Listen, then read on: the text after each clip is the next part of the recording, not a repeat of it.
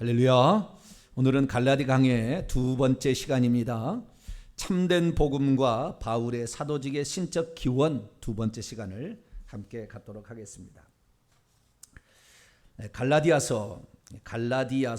갈라디아에 있는 성도들에게 보낸 겁니다. 갈라디아서 3장 1절을 열어볼까요?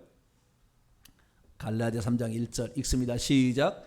어리석도다 갈라디아 사람들아, 예수 그리스도께서 십자가에 못 박힌 것이 너희 앞에 밝히 보이거늘 누가 너희를 꾀더냐. 어리석도다 갈라디아 성도들아, 사람들아. 갈라디아 성도를 책망하려고 쓴 거예요. 이 책은, 이 갈라디아서는. 그래서 우리는 이 갈라디아서가 뭔가 지금 갈라디아 성도들이 잘못된 길을 가고 있다는 걸 알아야 되는 거예요. 그러니까 하나님의 말씀은 우리를 어떻게 인도해요? 올바르게 인도하도록 하기 위해서 성경은 우리에게 존재하는 것입니다. 자, 디모데전서, 데살로니가 볼까요? 데살로니가 전서 3장. 데살로니가 죄송합니다. 왔다 갔다 하네요. 제가 디모데후서 3장. 디모데후서 3장. 우리가 성경을 공부하는 목적이 어디 있습니까? 15절부터 17절까지. 디모데후서 3장 15절에서 17절까지 읽습니다. 시작. 또 어려서부터 성경을 알았나니 성경은 능히 너로 하여금 그리스도 예수 안에 있는 믿음으로 말미암아 구원에 이르는 지혜가 있게 하느니라. 모든 성경은 하나님의 감동으로 된 것으로 교훈과 책망과 바르게 함과 의로 교육하기에 유익하니 이는 하나님의 사람으로 온전하게 하며 모든 선한 일을 행할 능력을 갖추게 하려 함이라. 이 갈라디아서는 이 자체가 지금 잘못된 길을 가고 있는 성도들에게 바른 것을 교정하기 위하여, 이 성경은 그래서 우리에게 이 믿음으로 말미암아 구원에 이르는 지혜가 있게 하는데 잘못된 것을 교정해 주는 그런 책이에요. 그래서 우리가 지금 믿고 있는, 자기가 믿고 있는 그 신앙이 바르게 가고 있는가, 이것을 살펴보라는 거죠. 그래서 우리는 지난 시간에 이 갈라디아서를 쓰게 된 그 배경에 관하여 공부를 했습니다. 오늘은 이제 1장 강론으로 들어가게 될 텐데, 이 갈라디아서는 한마디로 여기에 있는 표현으로 쓴다면 다른 복음은 없다, 다른 복음을 쫓아가서는 안 된다, 그런 내용이에요. 그러면 구체적으로 한마디 딱 요약하라면 갈라디아서 주제는 믿음을 통하여 의롭다 함을 얻는 것을 붙들라, 이거예요. 다른 게 아니라 믿음으로써 의롭다 함을 붙들라, 이거예요. 그러니까 그 칭의가 어디에서 왔느냐. 그래서 이 갈라디아서의 확장편을 로마서라고 그러고 로마서의 축소판을 갈라디아서라고 말하는 자들이 있을 정도로 로마서하고 갈라디아서는 이신칭의를 말하는 거예요. 믿음으로써 의롭다함을 얻는 이 사실을 붙들 때, 이걸 붙들지 않으면 우리가 잘못된 길로 빠질 수밖에 없다라는 것을 말해주고 있는 것이죠. 근데 이제 여기서 한 걸음 좀 더 나갑니다. 그러면 이 갈라디아서가 이 믿음으로써 의롭다함을 얻는다고 지금 말하고 있는데, 갈라디아서는 그렇게 하면 구원을 받는 것인가? 갈라디아서 1장부터 6장까지 단 한 번도 구원이라는 말이, 단어가 나오지 않아요. 근데 많은 사람이 칭의로 구원을 받는 것처럼 착각하는 거예요. 지금 칭의는 우리가 구원을 얻는 데 필요한 기본, 기초, 처음 시작이거든요. 이것이 잘못되면 안 된다는 것이지, 칭의가 구원이라는 얘기는 한 적이 없어요. 구원이란 자체가 헬라어가 동사나 명사가 안 나와요. 그런데도 많은 사람이 이 갈라디아를 볼 때 예수만 믿으면 구원을 받는다, 이런 것으로 갈라디아서를 이용하려고 그래요. 그러니까 많은 사람이 자기의 지금 잘못을 회개해야 되는데, 갈라디아서 어디를 읽어보세요. 회개라는 말이 나오는가? 회개라는 말이 단 한 번도 안 나와요. 구원이라는 말도 단 한 번도 안 나온다고요. 그럼 우리는 이 갈라디아를 읽게 될 때 갈라디아서 주고 싶어하는 그 근본적인 틀을 잘 이해를 하면서, 갈라디아에서 쓰지 않았고 갈라디아 말하지 않고 있는 부분은 보완을 해 나가야 되는데, 갈라디아서가 무슨 만병통치약 이것만 있으면 구원을 받는 것처럼 이렇게 지금 착각하는 사람이 너무나 많아요. 99%는 될 거야 아마. 착각하지 말아야 돼요. 그래서 주님께서 그 상황에 그 어떤 교회에 거기에 뭔 잘못된 것을 교정하기 위해서 이렇게 해놓은 것이라 그 말이죠. 그러니까 이 갈라디아서는 어쩌면 신앙의 시작을 하고 있는 그들이 기초를 내가 잘 쌓아놨는데 그 기초를 허물어뜨리기 위한 다른 복음에 의해서 허물어뜨리기 때문에 이것 만약에 놓쳐버리면 너희는 구원에서 멀어질 수밖에 없다. 뉘앙스가 그러는 거예요. 구원에서 멀어질 수밖에 없다. 그래 내가 너에게 전해준 그 복음을 잘 붙들지 않으면 너희는 안 된다 라는 사실을 이제 말해주고 있는 것이죠. 그래서 우리는 이 갈라디아를 통하여서 믿음의 시작, 믿음의 근본 이런 것들을 우리가 살펴볼 수 있어야 되고, 그것이 바로 다른 복음이 말하는 다른 복음을 쫓아가면 안 된다는 것을 우리가 정확히 알고 가게 되는 것이죠. 그래서 우리가 이 믿음으로 통하여서 얻을 수 있는 게 뭡니까? 오늘 2장을 한번 잠깐 오늘 서론 부분을 조금 더 하고 1장 강론 들어갑니다. 2장 16절. 자, 이 갈라디아서가 말하는 핵심적인 요절만을 몇 가지를 제가 지금 얘기를 드릴 테니까, 이것이 갈라디아서는 교정서신이에요. 교정서신인데 이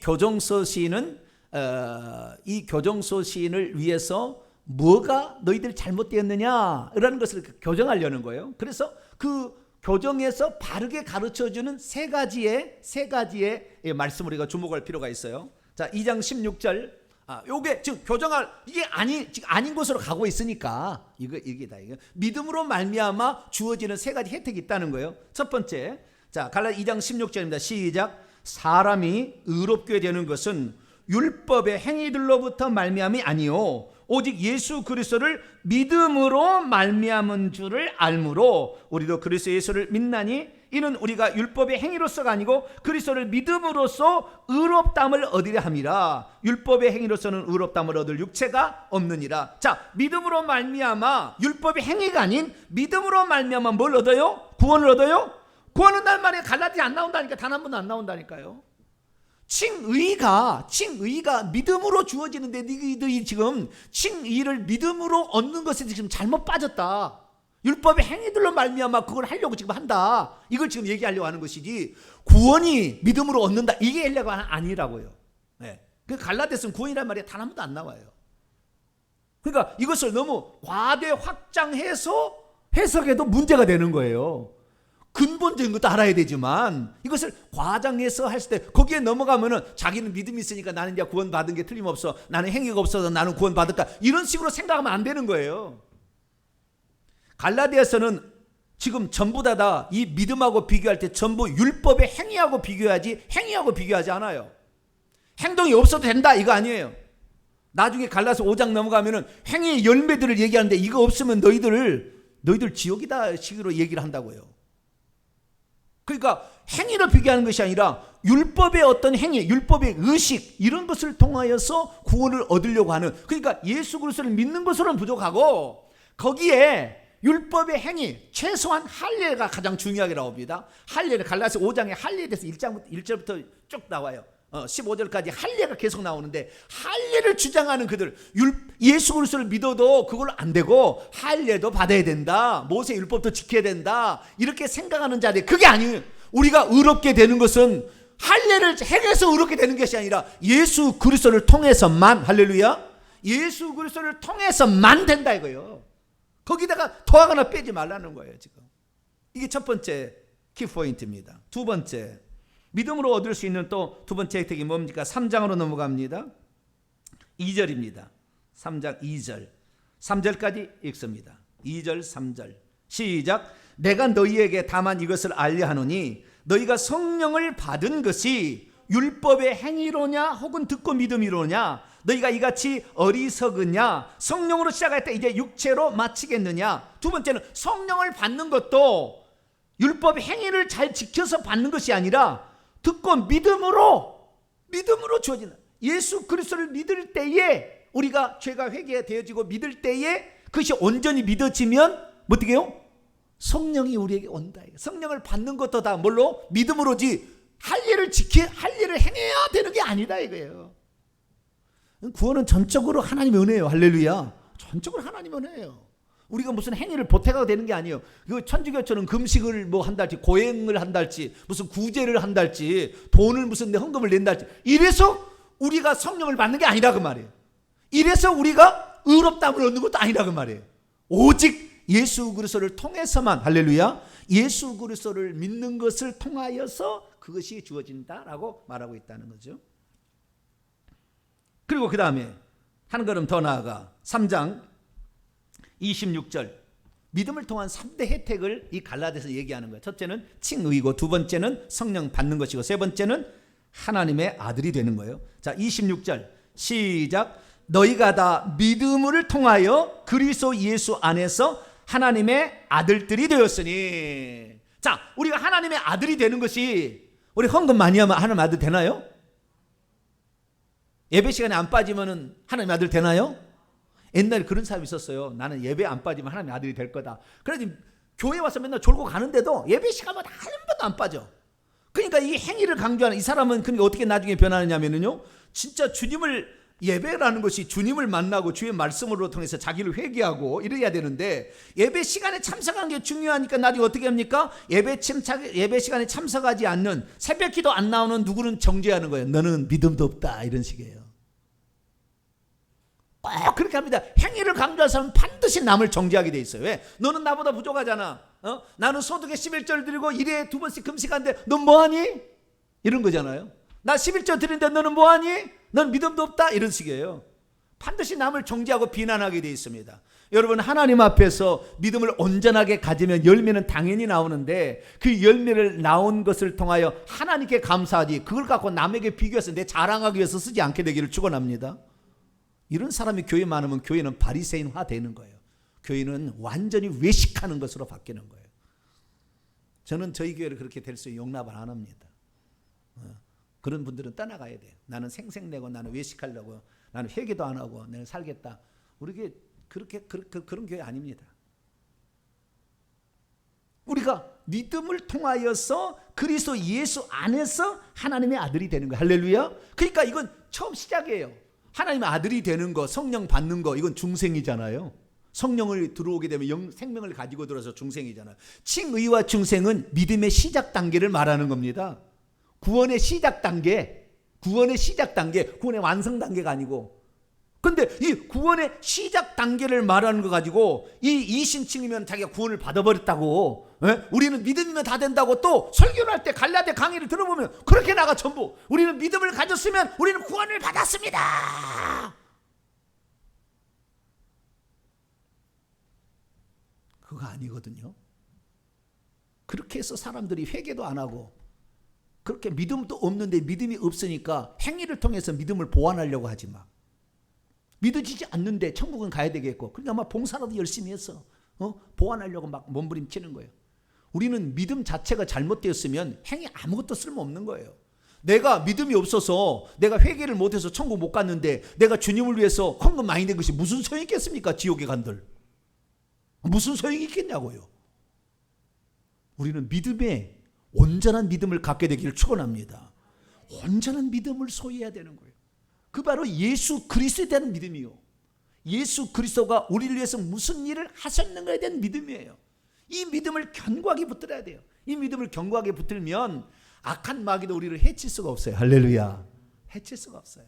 우리가 죽는, 하나님께서 데려가실 그날 때까지 우리는 절대 악한 마귀에 농락당하지 않아요. 믿음에 견고해져야 돼요. 그 믿음을 견고해는데 가장 방해 요소가 귀신들인데, 이 귀신들은 회개할 때 힘을 잃어요. 그래서 우리가 믿음과 회개가 항상 같이 가야 되는데, 갈라디아서는 회개란 말이 단 한 번도 안 나와요. 그 중요한 회개가 단 한 번도 안 나온다 그 말이에요. 그 중요한 구원의 문제가 안 나온다 그 말이에요. 그런데도 이 갈라디아서를 잘못 이용하는 사람도 있어요. 그러나 이 지금 갈라디아서는 그걸 위해 쓰는 것은 아닙니다. 그걸 알고 우리가 들어가야 된다 그 말이지. 그걸 쓰려고 한 게 아니에요. 갈라디아서는 믿음의 기초, 이 신앙의 기초, 구원의 기초가 되는 칭의와 중생의 문제에 있어서 우리가 어떻게 그것을 얻게 되느냐, 어떻게 성령을 받게 되느냐, 이것은 듣고 믿음으로써, 그리스도를 믿음으로써 그리스도를 통해서만 이루어진다라는 것에 그 이하도 그 이상도 아니다, 다른 복음은 없다 이거죠. 내가 그것을 너희들에게 가서 전했고 너희들이 믿고 성령도 받지 않았느냐. 그런데 어떻게 너희들이 쉽게 이렇게 복음에서 떠나 다른 복음을 쫓아갈 수가 있느냐. 나도 충격적이다 이거예요. 지금 갈라디아 2장이. 자, 1장 6절을 봅니다. 7절까지. 1장 6절에 7절. 이게 갈라디아서 주제죠. 읽습니다. 시작. 그리스도의 은혜로, 그렇죠. 은혜, 값없이 주는 은혜. 그리스도의 은혜로 너희를 부르신 이를 이같이 속히 떠나 다른 복음을 따르는 것을 내가 이상하게 여기노라. 다른 복음은 없나니 다만 어떤 사람들이 너희를 어지럽게 해요. 그리스도의 복음을 변하게 하려고 지금 하고 있다 이거예요. 우리가 그리스도의 은혜, 값없이 준 선물, 그리스도의 은혜로 예수 그리스도를 믿음으로 우리는 칭의도 받고, 믿음으로 성령도 받고, 믿음으로 하나님의 아들도 되고, 이게 믿음으로 되어지는 것이지 거기다가 무엇을 더하거나 빼지 말라 이거죠. 빼서도 안 돼요. 더해도 안 되고. 근데 제가 수차 얘기합니다마는 그 그리스도를 믿는 믿음은 자신의 죄의 고백이 없으면 믿을 필요가 없거든요. 구원 받으려고 믿는 거잖아요. 그럼 내가 지금 멸망으로 향하고 있다는 것을 전제하는 거예요. 그게 내가 반드시 나는 죽을 운명에 처해 있다는 것을 믿는 자가 믿는 것이지, 그걸 믿고 싶은 자가 믿는 것이, 나는 괜찮아, 예수 안 믿어도 괜찮은 사람은 절대 안 믿는다고요. 나는 지금 죽게 생겼거든. 내가 이리 가면 나는 지옥 갈 거거든. 그걸 아는 자가 살기 위해 붙드는 것이잖아요. 그러니까 믿음은 반드시 자기가 죄인이라는 거, 나는 죽을 운명에 처해 있다는 것을 가지고 있기 때문에 반드시 회개는 같이 가는 거예요. 거기에 들어있는 거예요. 아시겠죠? 믿음을 얘기한다 할지라도 회개가 빠진 건 아니에요. 정확히 얘기하자면. 그래서 우리는 예수 그리스도를 통해서만 구원이 이루어지고 구원의 기초와 구원의 시작이 이루어진다는 것을 알아야 된다는 거예요. 그런데 바울은 걱정이었어요. 이 편지를 쓸 때 걱정이 하나 있었어요. 걱정이 있었는데 그 걱정이 뭐냐면, 자기가 전도했잖아요. 난갈라디아에 그 있잖아요. 뒤에 지도를 보시면 되지만 1차 전도여행을 통하여서 없네. 주요. 여러분 뒤에 보시면 그 그레데가 아니죠. 누구죠?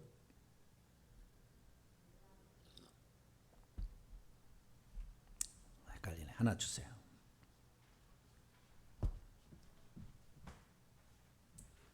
지중해 연안에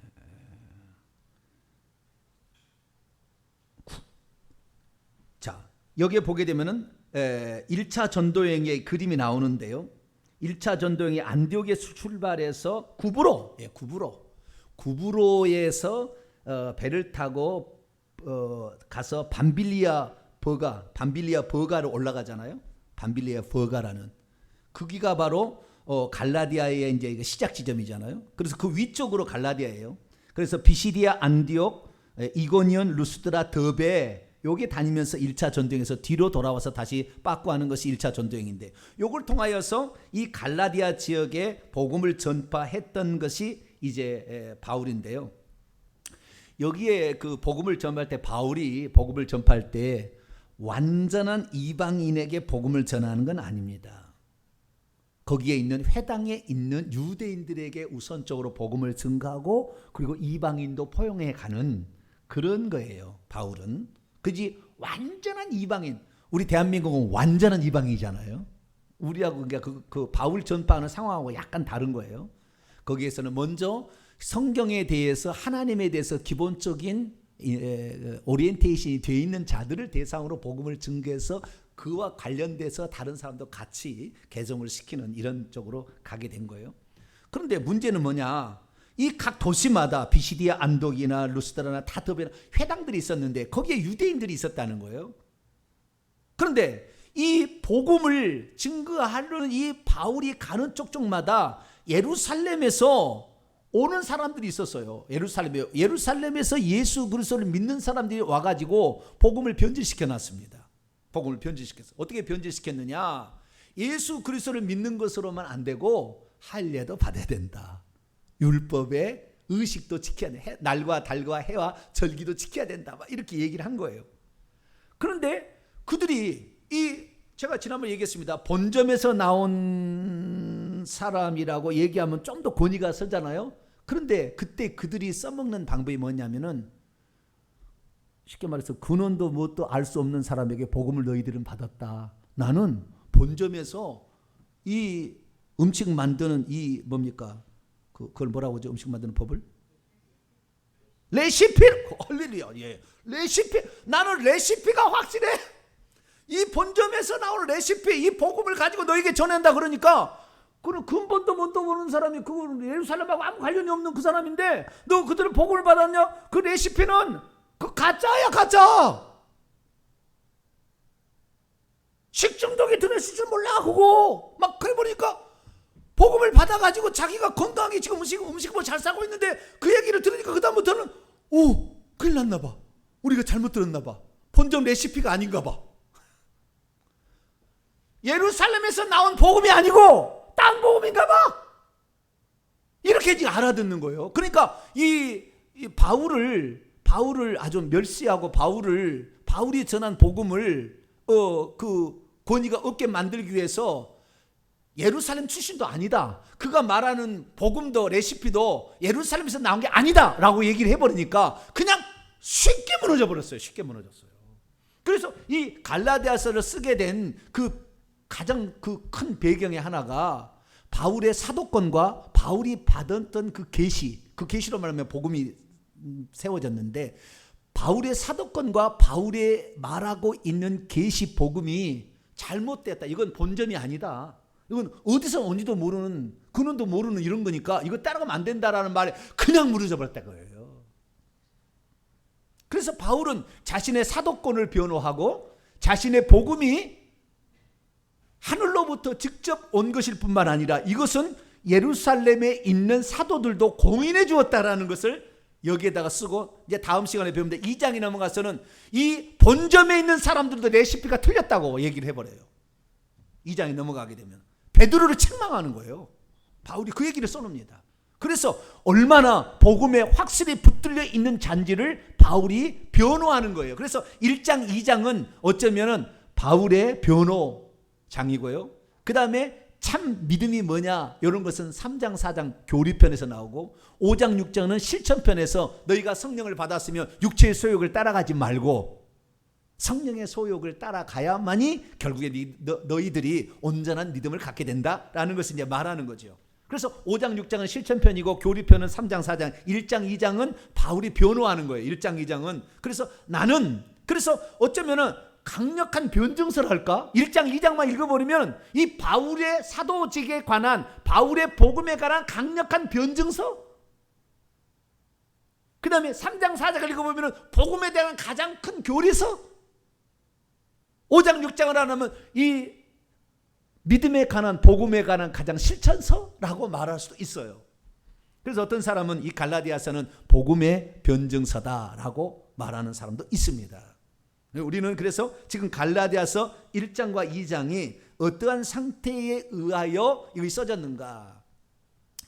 그래서 이 바울은 참으로 그것을 변호하지 않을 수가 없었고 그래서 어쩌면 그 내용이 나는 예루살렘에 있는 사도들을 책망할 예루살렘의 사도 예수님의 수석 사도인 베드로를 책망했던 사람이다 라고 얘기를 함으로 한 방에 그들이 본점 레시피 얘기하는 사람을 꺾어버려요.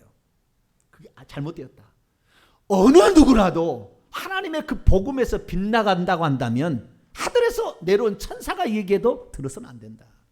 강력한 거죠.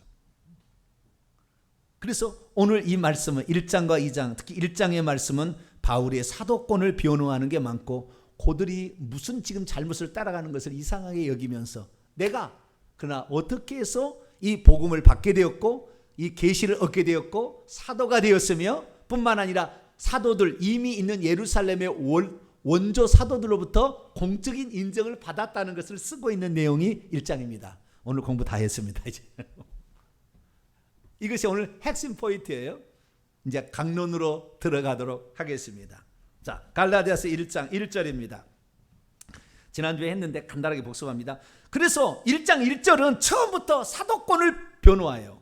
나중에 이제 복음을 변호하는 것은 이제 11절부터는 복음을 바울이 가지고 있는 계시와 복음이 하나님으로부터 신적 기원을 하고 있다라는 것은 11절부터 24절까지 얘기하는 것이고 1장 1절은 사도가 내가 사도라는 직분을 받은 것도 신적 기원을 가지고 있다. 하나님부터 직접 받은 것이다 라는 걸 얘기하는 거죠. 자, 1장 1절 읽어봅시다. 시작. 사람들에게서 난 것도 아니요 사람으로 말미암은 것도 아니요 오직 예수 그리스도와 그를 죽은 자 가운데서 살리신 하나님 아버지로 말미암아 사도된 바울은 함께 있는 여러 형제들과 더불어서 갈라디아 교회들에게 편지를 합니다. 하나님 아버지와 주 예수 그리스도로 말미암아 은혜와 평강이 너희 있기를 원합니다.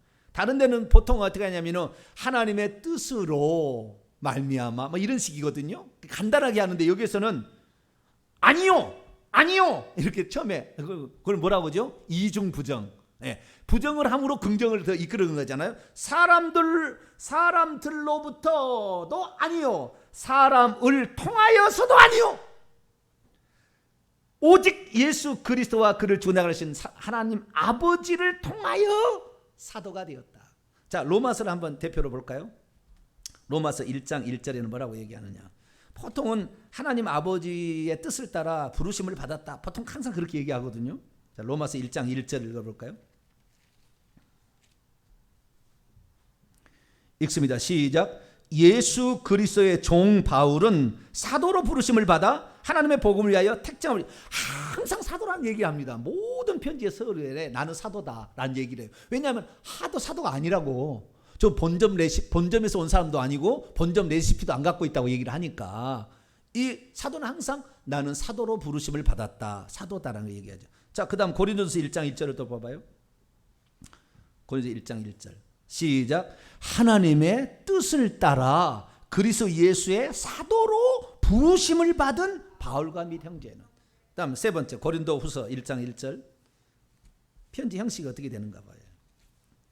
있습니다. 1장 1절 시작. 하나님의 뜻으로 말미암아 그리스도 예수의 사도된 바울과 형제 디모데는 이런 식으로 시작을 한다고 말. 그런데 갈라디 1장 1절만은 달라요. 뭐요? 사람들에게서도 아니요 사람들을 통하여서도 아니요 이렇게 막 그렇지. 내가 사도한 것은 그냥 너 사도했으면 좋겠다. 그러니까 교회 열심히 다니니까 너 주의 종이 했으면 좋겠다. 그리고 신학교 보내가지고 된 게 아니라 그 말이에요.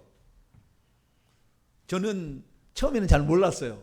그래서 그렇게 되는 줄도 알았어요. 아, 그렇게 될 수도 있겠다. 왜? 이 성도 중에서 믿음이 좋은 사람이 없으니까 너 믿음 기도도 열심히 해야지. 봉사 열심히 해야지. 네. 기도 들어보니까 참 기도도 잘하지. 너 주의 종 돼야 되겠다. 그래가지고 신학교 보내가지고 주의 종이 된 사람이 있을까요 없을까요? 많아요. 주요. 많은지는 모르겠어요. 내가 그 속에 들어가지 않아서. 많을 수도 있겠죠. 근데 그런 얘기를 내가 많이 들었거든요. 저도 많이 들었거든요. 그래서 너는 믿음이 좋으니까 너는 주의 종해라. 그래가지고 사람들이 그렇게 칭찬하니까 그렇게 하라고 주의 종이 또 얘기하니까 그냥 주의 종이 된 사람이 있다고 말이에요. 그래서 주의 종이 되면 될까요? 안 될까요? 안 돼요. 결론적으로는. 지금 와서는 이렇게 합니다. 예전에 이런 얘기 못했는데 지금 와서는 하면 안 돼요. 그렇게 하면 안 돼요. 왜 안 되냐? 주님의 정확한 그를 위한 부르심이 정확히 없으면은 힘들면 그만둘 거거든요. 힘들면 그만둘 거거든. 힘들면은 안 할 거거든. 그건 힘들다고 안 할 일이 아니거든요. 이건 목숨 걸고 하는 거예요. 네, 목숨 걸고 하는 거예요. 힘들다고 안 하는 게 아니에요. 두 번째, 그가 하나님의 그런 특별한 부르심을 통하여서 하나님이 그에게 주신 소명이 없으면 그런 남의 것 배웠다가 남의 것 갖다가 짜집기 요리해서 음식 만들어낸 사람밖에 안 돼요. 그에 대한 부르심이 없으니까 남의 것 갖다가 짜집기해서 남의 모든 레시피 떡볶이 무슨 떡볶이집을 다 둘러 모아가지고 그 떡볶이에 좋은 요리에 있는 레시피만 모아가지고 다 설명해 주는 거예요. 물론 그것도 너무나 귀한 일이겠지만 그것으로는 하나님의 지혜 계시에 말씀이 안 나와요.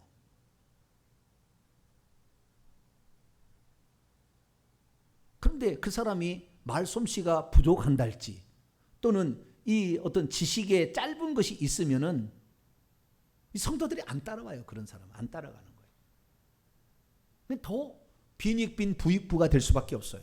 그래서 지금 제가 생각하니까요, 좀 이따 얘기하겠습니다만은 하나님의 분명한 소명을 가져야 돼요. 목회자는. 누가 잘한다고, 너 기도 잘한다고, 너 신앙 좋다고 그래서 주의 종이 될 게 아닙니다. 하나님의 부르심을 받아야 돼요. 부르심을 받아야 되는.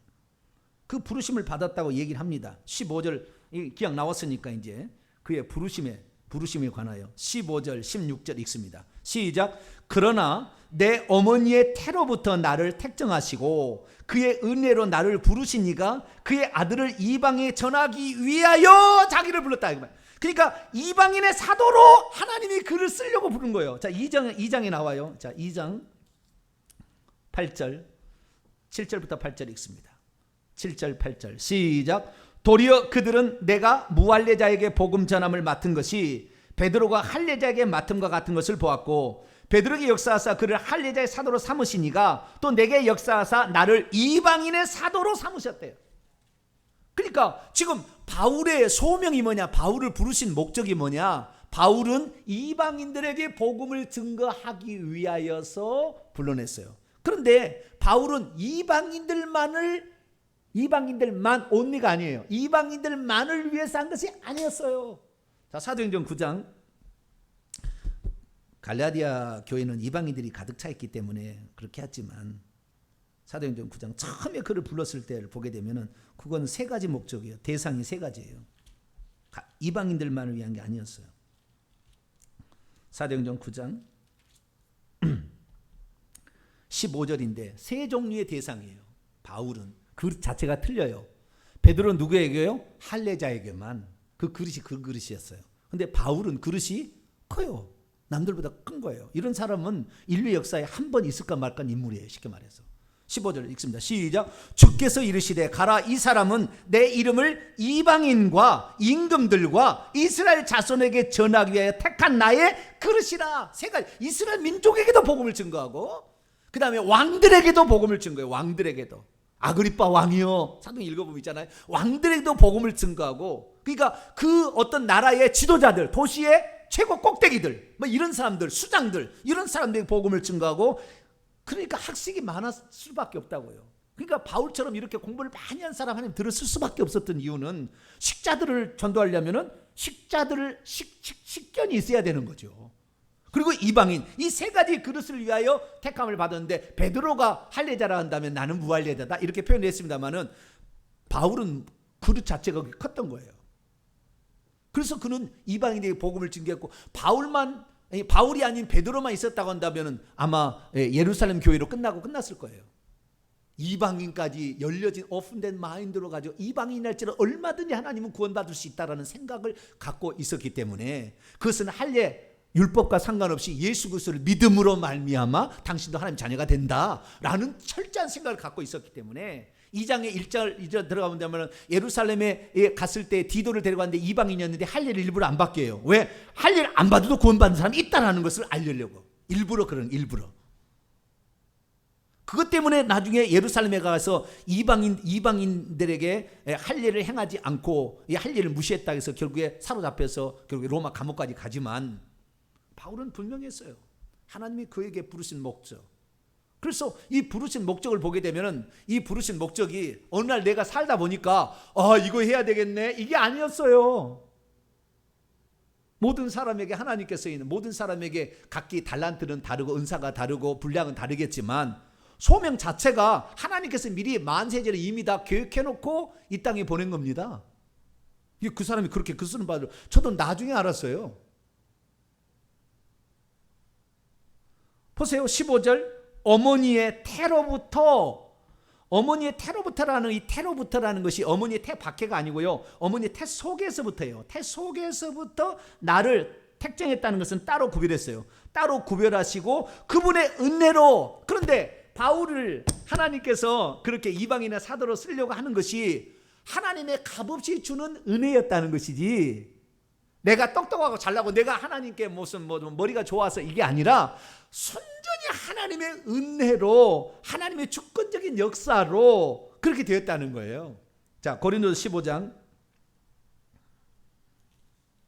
어떤 사람은 자기가 좀 큰 목회한다고 착각을 하는 거예요. 아, 나는 이런 위대한 사람이다. 그 사람은 교만이 찌르는, 하늘을 찌르는 거예요. 9절 10절 고린도서 15장 9절 10절. 그럼 정확히 자기 자신을 알아요. 시작. 나는 사도들 중에 가장 작은 자라. 나는 하나님의 교회를 박해하였으므로 사도로 칭함받기를 감당하지 못할 자였다. 그러나 내가 나된 것은 하나님의 은혜로 된 것이니 내게 주신 그 은혜가 헛되지 아니하여 내가 모든 사도들보다 더 많이 수고하였으나 내가 한 것이 아니오 오직 나와 함께 하신 하나님의 은혜를 그렇게 베풀어서 나는 그렇게 온 거지. 그러니까 모든 것은요, 뒤돌아보면 보면 모든 건 하나님의 은혜예요. 내가 지금 열심히 해나간 거예요. 내가 해야 되거든요. 앞으로 가는 것은 내가 하는 것이지만 뒤돌아볼 것은 다 하나님의 은혜로 되어진 것을 알아야 돼요. 이걸 모르면 안 돼. 어떤 사람은 제가 믿음도 여러분이 가져야 됩니다, 회개도 여러분이 해야 됩니다니까 당신 행위 굴른 자라고 이렇게 얘기하는데 그 사람 지금 뭘 모르는 거예요 지금. 이 하나님께서 우리에게 만약에 우리가 믿음을 안 갖고 우리가 회개치 아니한다고 구원한다 하면 다 구원하셔야지 다 하나님이.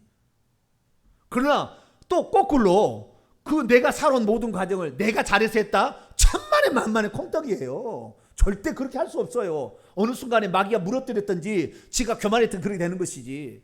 전적인 하나님의 붙들어 주신 은혜, 그분이 나를 어여쁜 여기서 긍휼히 여기서 충성된 증인으로 나를 삼아주신 그 은혜 때문에 그런 거라. 할렐루야. 그걸 정확히 알아야 돼. 그것을.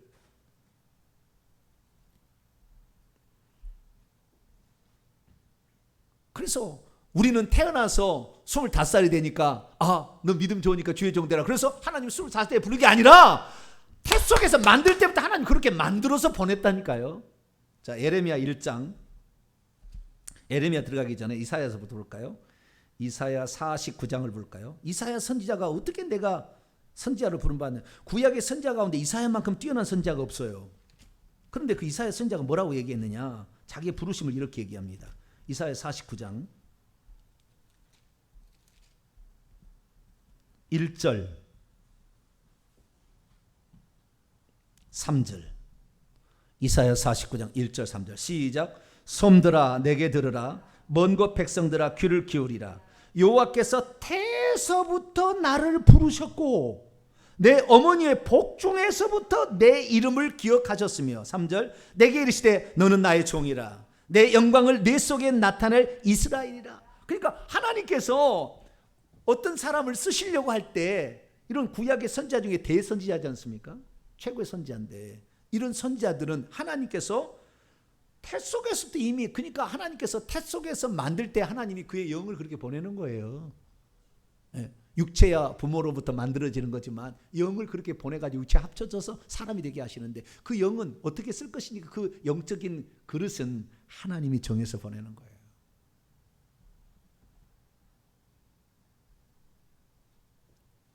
엄청난 거예요 사실은. 그러니까 함부로 주의 종에 대해서는 안 돼요. 그 하나님의 그 부르심에 따라. 그런데 그 부르심이 바로 바울과 같은 어마어마한 자 있었는데 그 부르심의 옆에 동역하는 사람들이 있어요. 1차 전도여행 때는 누가 데려갔습니까? 바나바와 같이 갔잖아요. 마가 요한은 중간에 갔다 떨어졌지만 2차 전도여행 때는 신라하고 같이 가잖아요. 중간에 디모데를 만나서 합류하게 됩니다. 3차 전도여행은 바울과 디모데하고 누가도 이제 동참하죠. 그렇게 가지고 이 2차 전도여행 때부터 누가가 동참하군요. 예. 이 동참해서 이렇게 전도팀이 이렇게 운영이 됩니다. 그런데 하나님께 말씀하시잖아요. 마태복음 10장에 선지자를 대접하면 선지자의 상을 받는다. 거룩한 하나님의 뜻을 위하여 우리가 그분을 위하여 기도하고 같이 협력해 갈 때, 제가 지난주에 등록한 성도에게 그랬어요. 어느 교회가 얼마나 많습니까? 얼마나 많습니까? 그러나 회개와 천국 보급이라는 이 시대에 사람을 살리고 교회를 살리고 주의 종을 바로 세우는 이러한 복음을 위해서 등록해서 당신이 드리는 헌금은 단순히 주의 종을 무슨 먹여 살리기 위한 그런 헌금이 아니다. 얼마나 값진 것인 줄 알아야 된다라는 제가 얘기를 들려줬어요. 우리는 누군가로부터 도움을 받고 살아야 될 존재지만 그러나 어떤 것은요 꼭 이런 거예요. 요한계시록에 비유를 하자면 요한계 11장에 두 감람나무가 있는데 두 감람나무는 감람류를 흘려보내서 나무로 흘려보내는 거예요. 시작 그 말씀의 메시지 처음을 흘려보내는 사람이 있다고요. 주의 종들 중에도. 응? 받아서 그냥 얘기하는 종이 있는가 하면은 감람나무처럼 이렇게 성령의 기름 부음이 흘러나오는 사람이 있다 그 말이죠. 그 사람의 말을 들으면 깨어나는 사람이 있다면 주의 종의 말이지만 또 주의 종이 그 사람 말을 듣고 자기가 깨어나 주의 종이. 그런 사람이 있다 그 말이에요. 바울이 그런 사람이었다 그 말이에요. 바울이.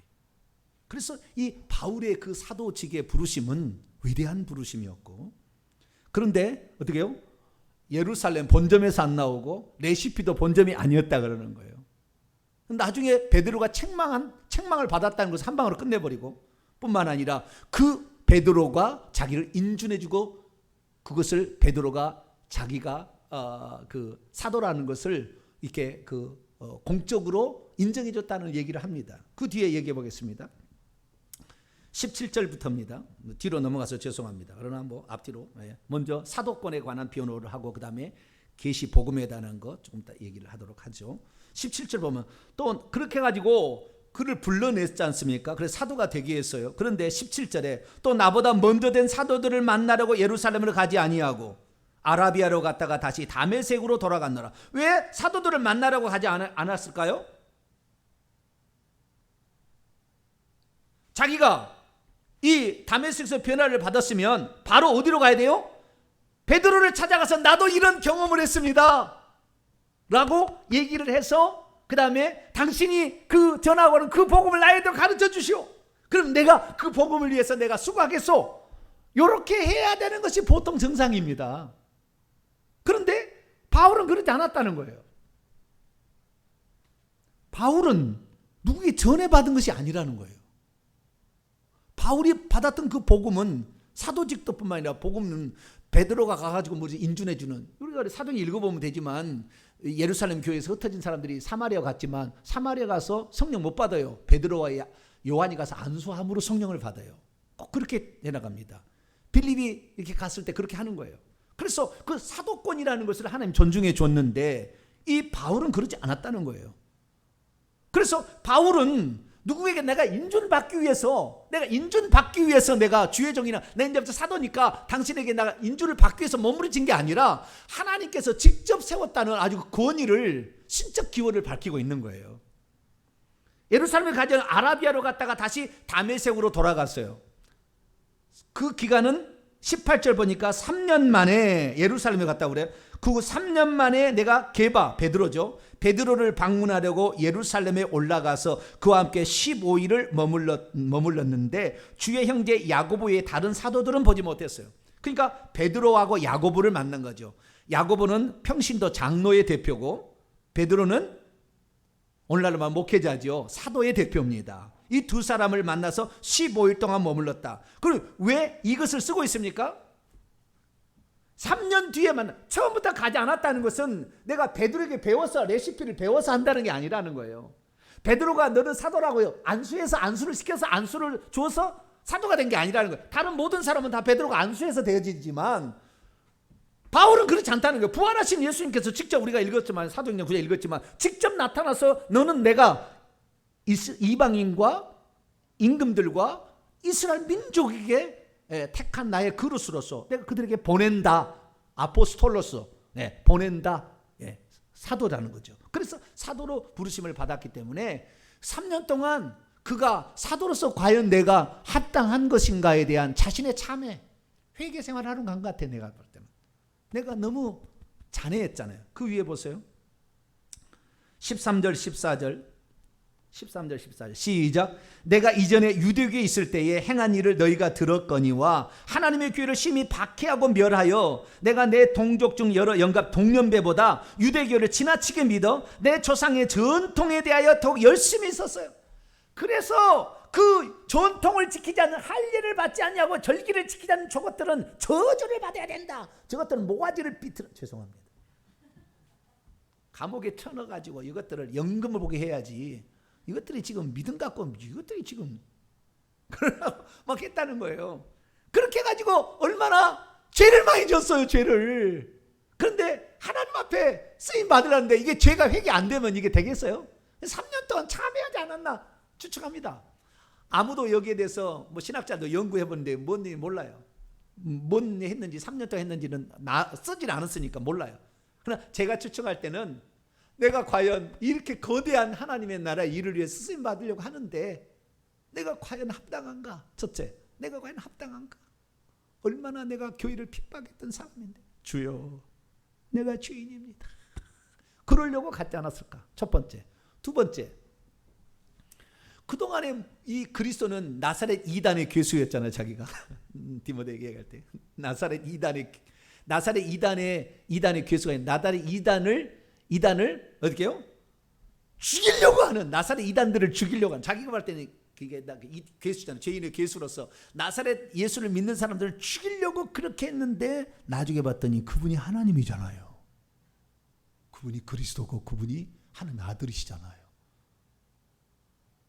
그럼 내가 그동안에 얼마나 율법을 연구하겠는데 내가 그럼 잘못된 길을 간 거 아닌가?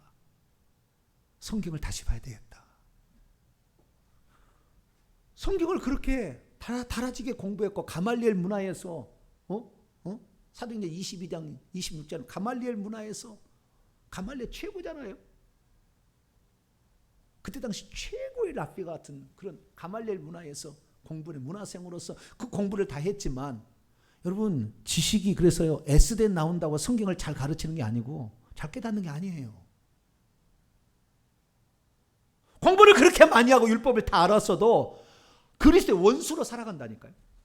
그리스도의 원수로 살아가. 자식의 지식의 교만함이 하늘을 찔러. 오직 주님의 은혜로 지금 되어진 것을 몰라. 그래서 자기가 그렇게 살아왔기 때문에 다시 내가 얼마나 잘못 받는가. 그래서 사도 바울이 해석하는 것이 예표론적 성경 해석 방법이에요. 예표론적 성경. 그 모든 그리스도를 설명하기 위해서 하나님은 예표를 보여줬다는 거예요. 다. 그래서 그 해석 방법을 쓰는데 고린도서 10장에 보면 그 예표론적 성경 해석 방법 원칙이 딱 나와요. 그래서 그 이스라엘의 출애굽의 여정을 통하여서 하나님께서 우리의 구원의 여정을 어떻게 설명하고 있는지 다시 정리를 하려고 간 것이 아니었을까? 몰라요. 그건 제 추측입니다. 제 추측인데. 그래서 3년 동안 그 자기를 점검하고 돌아보고 복음이 뭔지를 그리스도가 누군지를 다시 율법을 통하여 다시 이렇게 정리해 보려고 3년 동안 모든 것을 차단하고 아라비아 광야에 가서 아마 아라비아 어떤 데 가가지고 자신을 점검하지 않았을까. 그리고 3년 만에 그래도 이방인의 복음을 증거하는데 영 엉뚱한 사람이 하면은 베드로가 저놈 잡으라 그럴 거 아니에요. 저 우리를 사칭해가지고 본점 떡볶이가 있는데 뭐지? 본점이 아니라 원조 떡볶이. 원조 떡볶이를 내가 하고 있는데 저기서 떡볶이를 또 하는데 아무 얘기도 안 하고 떡볶이 하는데 레시피가 비슷해. 그러면 저것이 베드로가 저 보내가 저거 없애라 얘기할까 봐. 그래서 내가 어떤 사람으로 하나님 나를 불렀는지는 베드로한테 보고는 드려야 되잖아요. 그래서 내가 이러이러한 하나님의 이걸 통해서 내가 이렇게 하나님의 길을 가게 되었습니다 라고 이제 얘기하려고 3년 만에 18절 그 3년 만에 내가 게바를 방문하려고 예루살렘 올라가서 그것 동안 15일 동안 유아해서 게바를 베드로를 만나서 내가 이러이러한 하나님 부르심이 있었고 이제 3년이 지났는데 제가 당신에게 그래도 말씀을 드려야 될 것 같아서 왔습니다. 그리고 거기에 보니까 주님의 형제, 주님의 친동생이죠. 바로 밑에 동생이 야고보인데요. 야고보서의 저자입니다. 야고보를 만난 다른 사도들은 거기에 없었는지 있었는지는 나오지 않지만 거기에 다른 사도들을 보지 못했다라는 것을 보게 되면 처음에 사도들은 같이 있었거든요. 사도들이. 그래도 나중에 흩어지거든요. 아마 있었을 가능성이 있는데 다른 사도들은 이 전향을 했는지 안 했는지 잘 모르겠다 해요. 추측건데 저기 전향을 했다는데 공산당에서 주사파에서 전향을 했다는데 전향을 했는지 안 했는지 왜 골수 주사파였거든.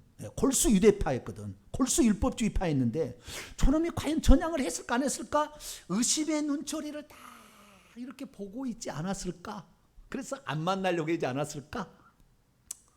오늘 별 얘기까지 다 레시피에다가 주사파에다가 주요. 이해를 쉽게 하기 위해서 제가 지금 아는 용어로 흔히 들은 용어로 제가 지금 용어를 합니다. 용어에 혹시 기분 나빴다면 그 생략하시기 바랍니다. 그래서 아마 이 사람이 진짜 전향을 했는지 진짜 그리스도인으로 바꿨는지 아니면은 전향을 한차 하면서 결국에 자신의 이빨을 나중에 드러낼 날이 이럴 거 올 것인지 잘 모르니까 대표자만 만나시오. 대표자만. 우리는 아직 안 만나겠습니다. 이 얘기를 쓴 것은 두 가지 목적이죠. 첫째는 하나님의 복음을 증거하는 자로서 괜히 적대적 세력을 만들지 않기 위해서 한 것이고, 두 번째는 15일 동안 내가 레시피를 배운 게 아니다. 그건 인사할 정도였지 내가 거기에서 다 무슨 레시피를 배워서 한 건 아니다. 그래서 내가 너희에게 갈라디아 성도들아 내가 너희에게 전하는 이 복음은 하나님의 계시로 받은 것이지 내가 베드로에서 배운 건 아니다. 그리고 짧은 시간 동안 배울 게 아니다. 배울 수 있는 게 아니었다. 그 얘기 하려고 하는 거예요 지금. 아시겠죠? 그러나 베드로를 만나고 야고보를 만나서 이것을 했고 나중에 2장 1절에 넘어가게 되면 이제 예루살렘의 공회의를 통하여서 완전히 그 인준이 이제 그 공적인 회의를 통해 인준을 받아요. 두 번째는 1차적으로 이렇게 인준을 받고 그래서 완전히 이제 이 이방인의 사도로 부름받았던 걸 베드로와 야고보가 시인합니다. 이게 사도행전 15장에 나오는 이야기인데 그 얘기를 이 갈라디아 2장 1절부터 얘기를 합니다. 그래서 이 베드로는 할례자의 사도로 그 쓰임을 받지만은 나는 이방인들을 전하기 위해서 하나님을 특별히 불렀다라는 사실을 얘기를 하죠. 그리고 이 계시를 베드로에게 배운 게 아니다라는 걸 얘기하고 있는 거예요. 누구한테 배웠습니까? 11절부터 12절까지입니다. 11절부터 12절 시작. 형제들아 내가 너희에게 알게 하노니 내가 전한 복음은 사람의 뜻이 원래 뜨는 뜻은 원문에 없습니다. 사람을 따라 된 것이 아니니라. 이는 내가 사람에게서 받은 것도 아니요 배운 것도 아니요 오직 예수 그리스도의 계시로부터 통하여서 주어졌다. 그러니까 내가 베드로에게 받은 것도 아니고 베드로에게 사사를 받은 것도 아니다 이래요. 예수님이 직접 나타나잖아요. 사도행전 읽어보면 이 바울에게 직접 나타나서 이 성에는 내 백성이 많다. 네가 예루살렘에서 복음을 증언해야 하는 것처럼 다른 곳에도 증언해야 하리라. 예수님이 직접 나타나 얘기를 해줘요. 예수님이 직접 나오지 않아요. 성령을 통해 하시지. 왜? 경륜상 하나님의 보혜사 성령을 보내서 일하는 시대이기 때문에. 그래, 예수님이 직접 그렇게 하는 거예요. 왜요? 이 사람을 통하여 기독교를 전 세계로 전파할 수 있다고 하나님이 그렇게 하려고 미리 그릇을 만들어서 보냈기 때문에. 만약에 베드로에게서 배웠다고 한다면 유대교의 한계에 머물렀을 거예요. 이방인 복음 전파 못해요. 그 한계에 꽉 붙잡히는 거거든요. 제가 만약에 기존의 교회 목사님 밑에서 쭉 배웠다면 아마 그 한계에 머물러 있었는지 몰라요. 나는 전혀 그런 것이 없어요. 전통이 없어요. 오직 그냥 성경 말씀 수하게. 누가 나를 기도해 준 것도 아니었고. 근데 나중에 알고 보니까 어마어마한 하나님의 뜻이 있더라고요. 그 계획이 있었던 거예요. 그 계획을 남이 보고 얘기해 줘요. 그 대표자들이 막 저한테. 그래서 알게 됐어요. 주님께서 부르신 그 목적에 따라서 하나님이 쓰시는데 그래서 이 바울은 내가 전할 레시피도 이 복음도 내가 누구한테 베드로에 가서 배우거나 야고보에 배운 게 아니다. 주님이 직접 나에게 계시한 것이다. 그러면서 이 얼마나 이 너희들이 지금 갈라디아 성도 너희들이 보고 들은 이 계시야말로 주님이 직접 들려준 계시라는 것을 잊지 마라. 여기 다른 걸 보태면 안 돼. 자기는 본점에서 나왔다고, 본점에 레시피를 갖고 왔다고 그렇게 사도들이라고 거짓말로 하는 거짓 사도들에게 넘어가면 안 된다고 말이에요. 자, 고린도후서 11장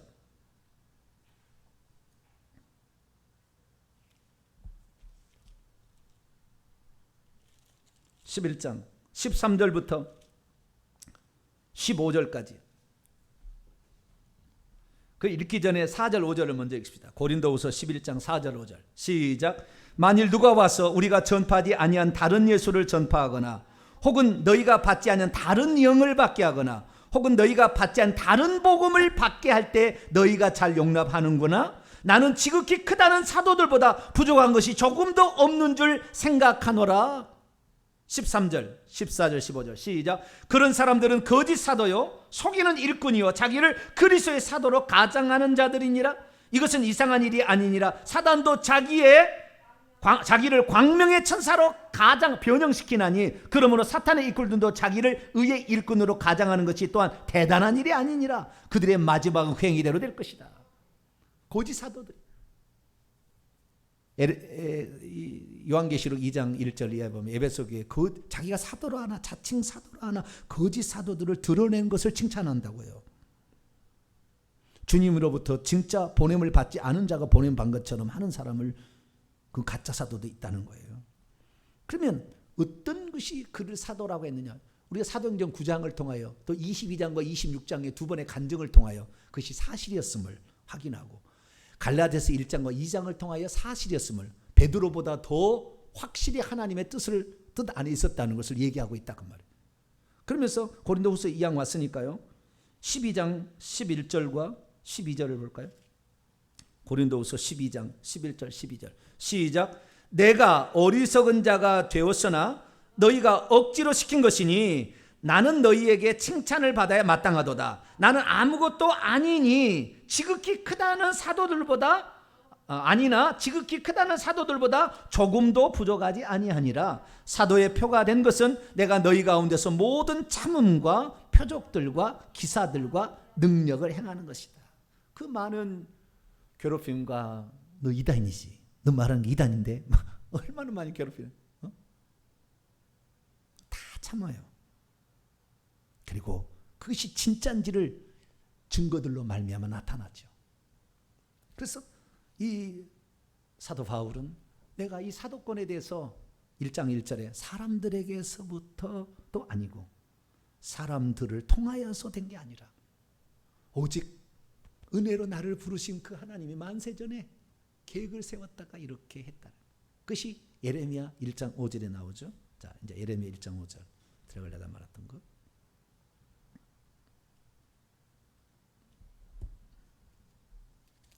예레미야 1장 5절 시작. 내가 너를 모태에 짓기 전에 너를 알았고 내가 배에서 나오기 전에 너를 거룩히 구별하였고 너를 여러 나라의 선지자로 세웠노라 하시기로. 그런데 6절 보니까 나는 아이라 말도 못하는데요. 그랬더니 7절에 너는 아이라 말하지 말라. 내가 너를 누구에게 보내든 너는 갈 것이고 내가 내게 무엇을 명령하니 너는 그것을 말하라. 너는 다른 사람들 때문에 두려워하지 말고 저에게 하는 얘기가 이 얘기 엄청 많아요. 그들을 두려워하지 말라. 저한테 하는 얘기 주님이 하신 얘기. 저한테도 이런 얘기를 하십니다.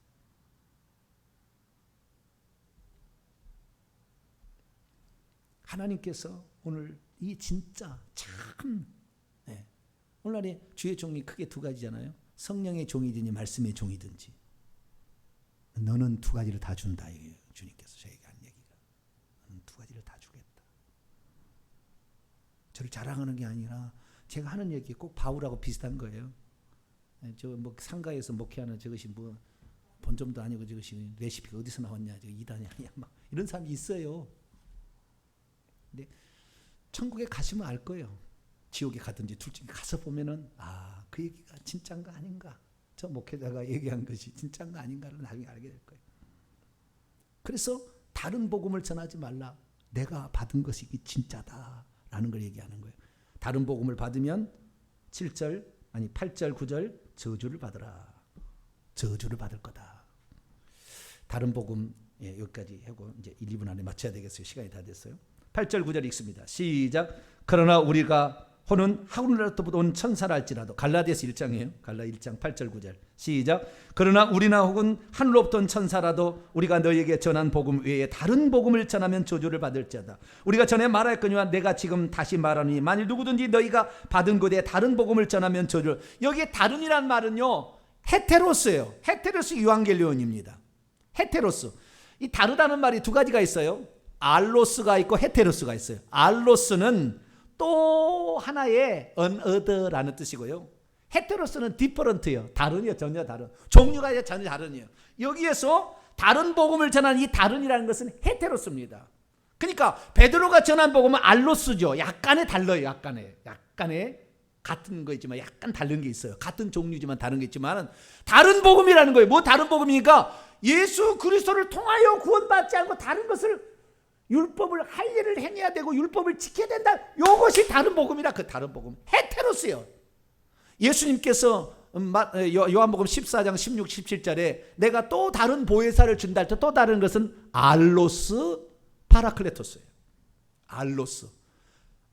나와 똑같은 그런 보혜사다 그 말이에요. 이게 아시겠죠? 다른인데 나하고 똑같은 보혜사를, 나의 또 다른 나 자신이다라는 것이지만 여기에 복음은 헤테로스 유앙겔리온이에요. 다른 복음이요. 디퍼런트 가스펠이에요.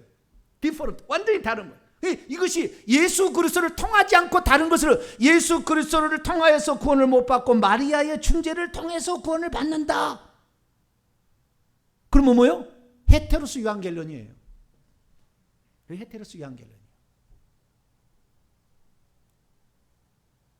예수님 말고도 다른 데도 종교도 구원의 방법이 있다. 헤테로스 유앙겔리온이에요.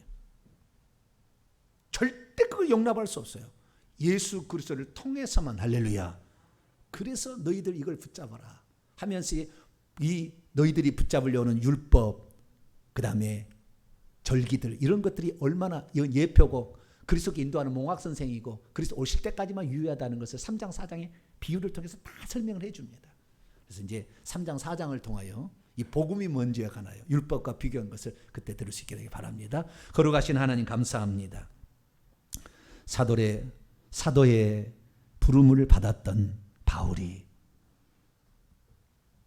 그가 하나님부터 받은 그 계시를 받았지만 그러나 그를 무너뜨리기 위하여 다른 복음을 가지고 왔던 사람들로 말미암아 갈라디아 성도들이 흔들릴 때 그들을 제대로 가기 위해서 바울이 힘쓰는 모습을 봅니다.